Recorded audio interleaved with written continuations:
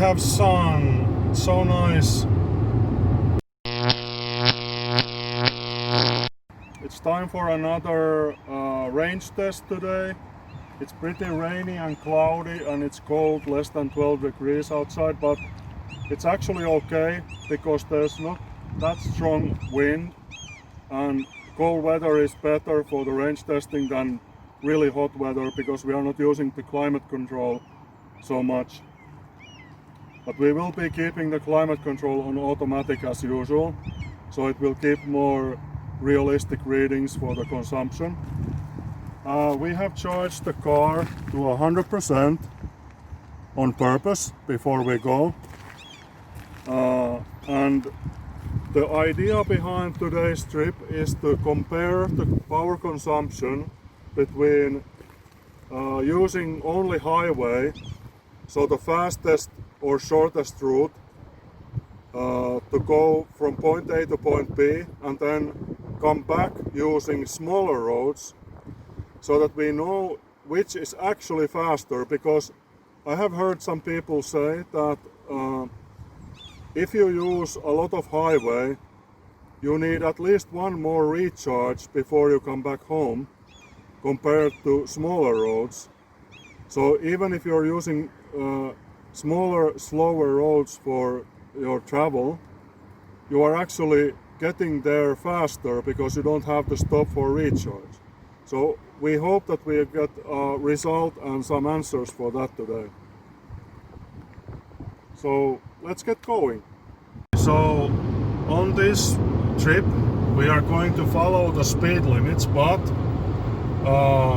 I'm going to keep it 5 kilometers an hour above the speed limit because the GPS speed is 5 kilometers less than what the speedo says. That way we'll be at least using the maximum speed allowed. Yay, we have sun, so nice. It's getting a little bit warmer now, but not too warm.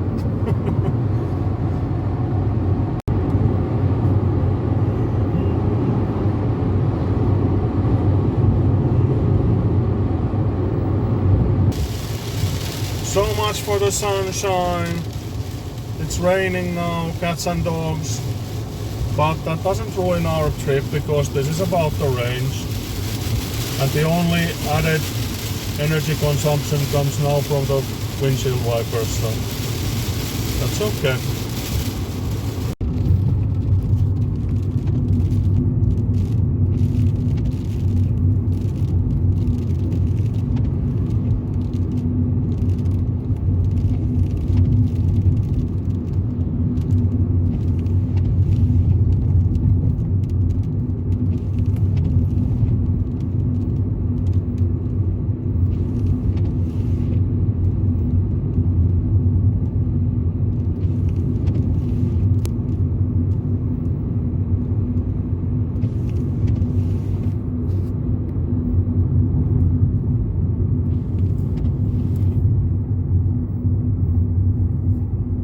Okay, we are at our turning point in Fiskars, and the distance was 109 kilometers or 110, and according to the GOM we still have 174 kilometers of range left.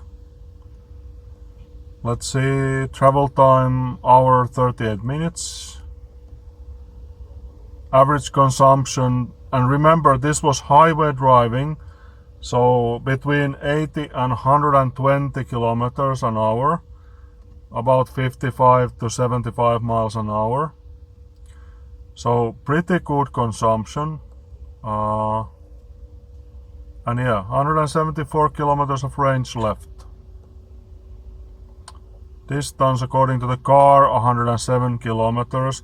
According to the Google Maps navigation it was 109, but there can be a little bit of difference between the car's way of measuring the distance and the GPS. I personally trust the GPS, meaning Google, with the distances, so I would say it's 109. But based on this, we will have no problem getting back home. With the same charge, we don't have to charge here.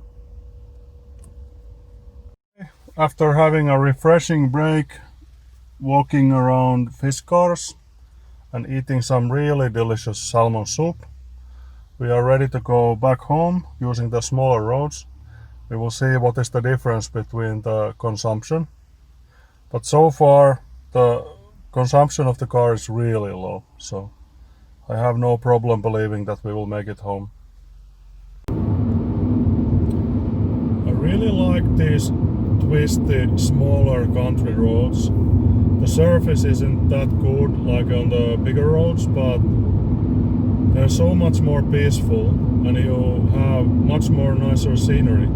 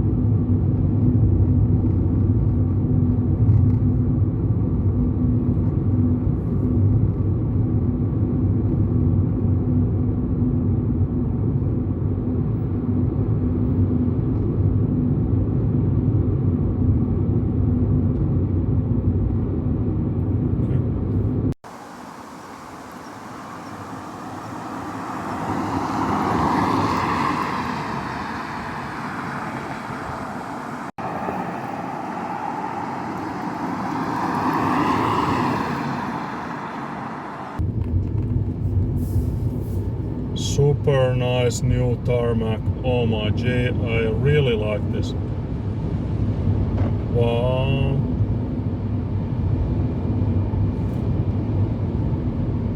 I can hear the wind. So smooth. Super nice road. Wow.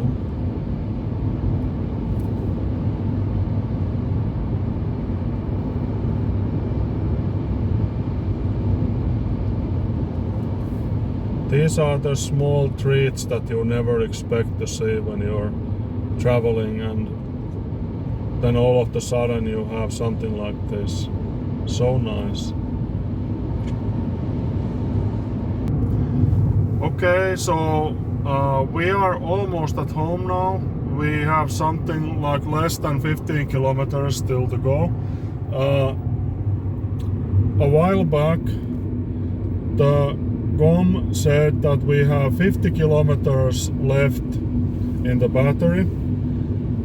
The car went into eco mode, which at this point you can still switch off, and we did. We went back into normal cruise mode.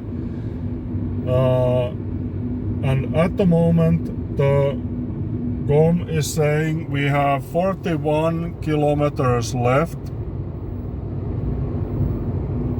So this would suggest that we have something like maybe 30 kilometers left when we get to Hyvinkää, to our home city.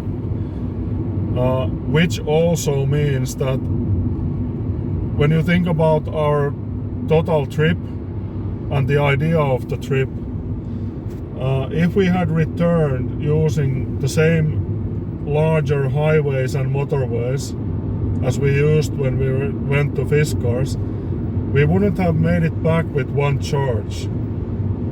So this was kind of the whole point of the trip, to find out if it helps if you take the slower, smaller country roads halfway. Does it actually free you from the need of charge? Okay, the trip is now done. We arrived in the charger, and we have 36 kilometers left on the GOM. And according to the car's computer, we still have exactly 10% of the battery left. So we used 90%. As you remember, in the beginning we started with 100 exactly. So we used 90%.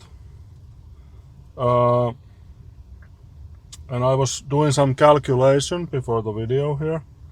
So our average consumption of the whole trip was, let's see here.